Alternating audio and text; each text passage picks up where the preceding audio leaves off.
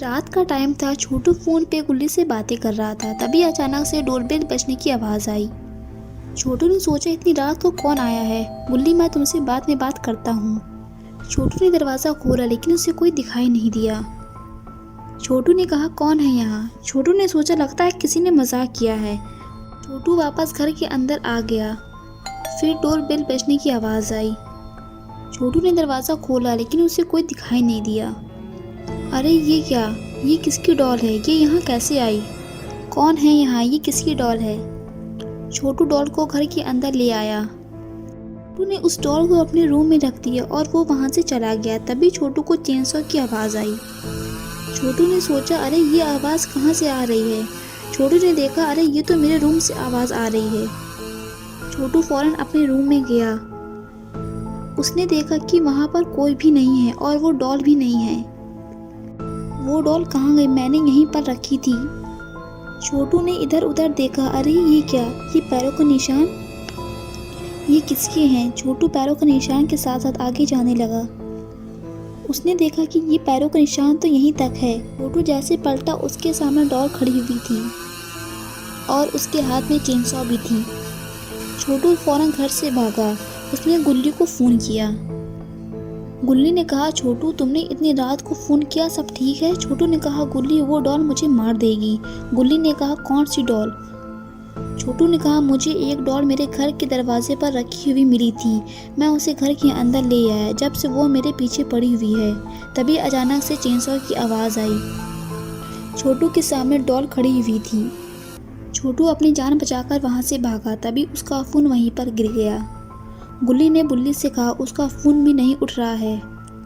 पता नहीं वो कहाँ पर है, हमें चलकर देखना होगा। दोनों ही कार में बैठ गए और छोटू के घर की तरफ जाने लगे। दोनों छोटू के घर के पास पहुँच गए। उन्होंने देखा कि घर का दरवाज़ा खुला हुआ था। दोनों फौरन घर के अंदर जाने लगे। दोनों ने देखा कि छोटू घर पर नहीं था, ना ही वो डॉल जिसके बारे में छोटू ने बताया था। बुल्ली ने कहा, गुल्ली हमें फ़ौरन छोटू को ढूंढना होगा।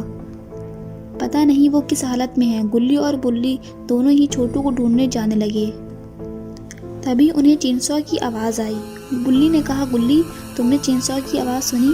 गुल्ली ने कहा, हाँ मैंने भी आवाज़ सुनी, लेकिन ये आवाज़ आ कहाँ से रही है? दोनों ही छुप कर देखने लगे। अरे ये तो वही डॉल है जिसके बारे में छोटू ने बताया था। दोनों ही उस डॉल को देखने लगे। उस डॉल ने छोटू को देख लिया है, अब वो छोटू को नहीं छोड़ेगी। गुल्ली ने कहा, गुल्ली हमें फ़ौरन छोटू को बचाना होगा। दोनों ही उस डॉल के पीछे गए।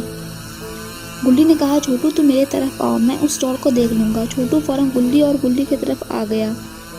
स्कैरी डॉल भी इन तीनों की तरफ आ रही है। तीनों ही पेड़ के पीछे छुप गए। स्कैरी डॉल को आते हुए देख रहे हैं। स्कैरी डॉल वहीं पर रुक गई और इधर उधर देखने लगी, लेकिन उसे कोई दिखाई नहीं दिया। लेकिन ये क्या? अब स्कैरी डॉल इन तीनों को नहीं छोड़ेगी। स्कैरी डॉल ने चेनसॉ पेड़ पर चलाई। तीनों ही वहाँ से भागे। गुल्ली ने कहा, स्कैरी डॉल को कैसे रोका जाए? वो तो हम लोगों के पीछे पड़ी हुई है, हमें उसे मारना होगा, लेकिन कैसे? छोटू ने कहा, मुझे लगता है स्कैरी डॉल के पीछे ज़रूर कोई बैटरी लगी हुई है, शायद वो निकालने से स्कैरी डॉल रुक जाए। गुल्ली ने कहा, स्कैरी डॉल को हमारी तरफ आने दो। स्कैरी डॉल इन तीनों की तरफ आ रही है। स्कैरी डॉल ने जैसे ही बुल्ली पर हमला करने की कोशिश की, वैसे ही बुल्ली ने स्कैरी डॉल को किक मारी। स्कैरी डॉल गिर गई। छोटू फौरन स्कैरी डॉल के पास गया।